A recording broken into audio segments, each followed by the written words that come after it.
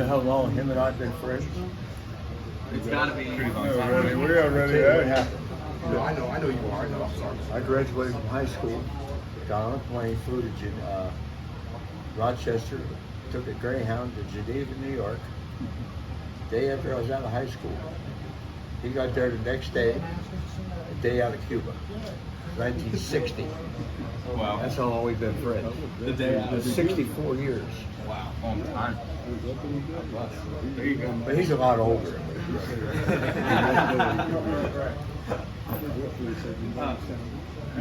Well, here with Major League Baseball's Relax, man. Don't be so nervous. Man. Not that big a deal. Major League Baseball's hit king Pete Rose. Pete, thank you for taking the time with us. Just want to ask you a few questions. My first one for you.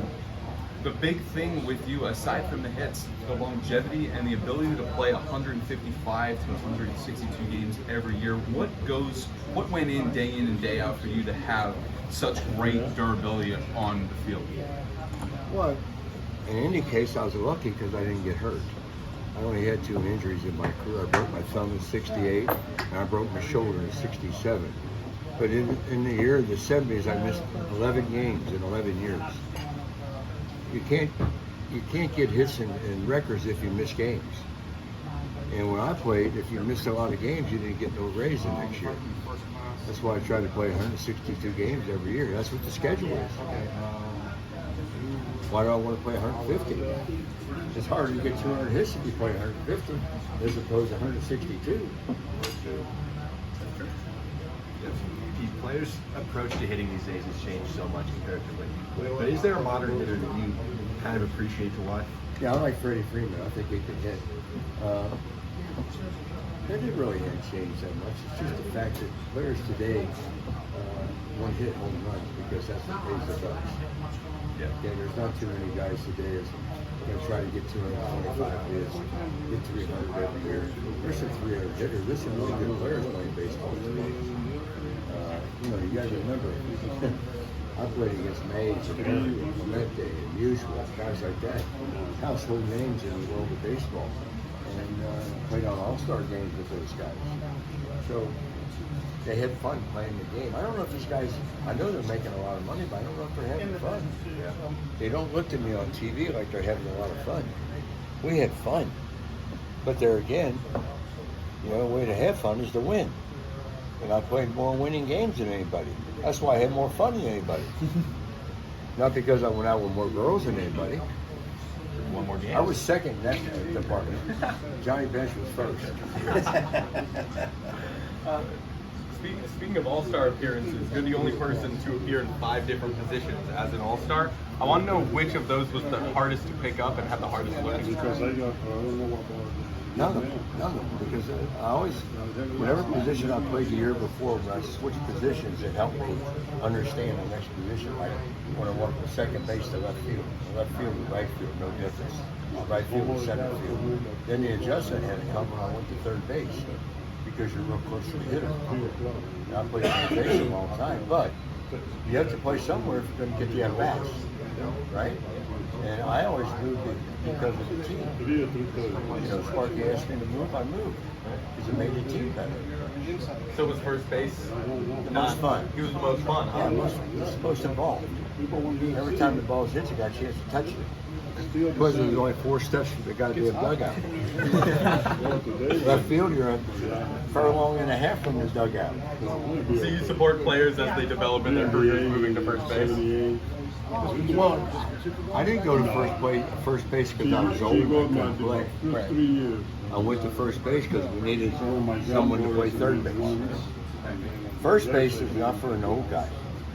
Because when you got Mike Schmidt and Larry Boa, Manny Trio, and David Concepcion, and guys like that thrown to you, you want to have somebody at first base catch the ball. I never did understand these managers that put these bad fielders at first base, because they handle the ball more than anybody except the catcher. right? Right.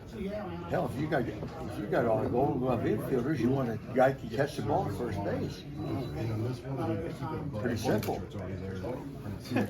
Having some mic trouble. So sitting on your right here is legendary, fellow Reds legend Tony Perez. We got to actually to speak to him The yesterday. RBI came, right? Yes, the RBI came. So when you guys were together on the Big Red Machine, obviously teammates bond is special, but what does winning a World Series with your teammates do to that bond? Does it bring you guys closer? Does it make it more special when you guys meet? Well, I don't know about that. Apart? We just decided we had a great manager, Sparky. You know, I had him, okay, Morgan, all right, and Betts coming up after me. That's why I scored 2,000 runs. Not because I had 2,000 home runs. You know, we had an idealistic batting because the guy hit 6 deserved to hit 6. The guy that led off deserved to lead off. And Sparky was the best. And Doggy protected bench and Morgan. That's a big responsibility. That's why he got 1,600 RBIs. That's a lot of freaking RBIs. He must. How many times he knocked me in? 1,000? I mean, there was a time in Tony's life when all he had to do was hit the ball and get an RBI. Because me and Morgan were always first and third. Causing a lot of base traffic. Yeah, yeah. Well, Tony slowed the traffic down on the bases. He's a Cuban, man. Cubans can't run, but they can hit. Oh my God. Lastly, all of us growing up as young baseball players at some point heard the quote from you, which was, "I'd walk through hell in a gasoline suit to play baseball." Could you tell us just about what, inspired that quote? All that means is I love the game and I love to play the game. You know, I know I'll go to hell, but I'm not in a hurry to get there. You know, I'd walk through heaven in a gasoline suit too. But it's just, Tony Perez loved the game of baseball just like I did, just like Morgan did. You know, we had a respect for the game. We loved the game. We had a good team. We're the Big Red Machine. Not too many teams have a nickname. Gas House Gang, people like that. But the Big Red Machine was we were a machine. From first to eighth. You got a guy named Concepcion hitting eighth. He should be in the Hall of Fame. You got Geronimo, you got George Foster, hit 52 home runs one year. I mean, those are good players, man.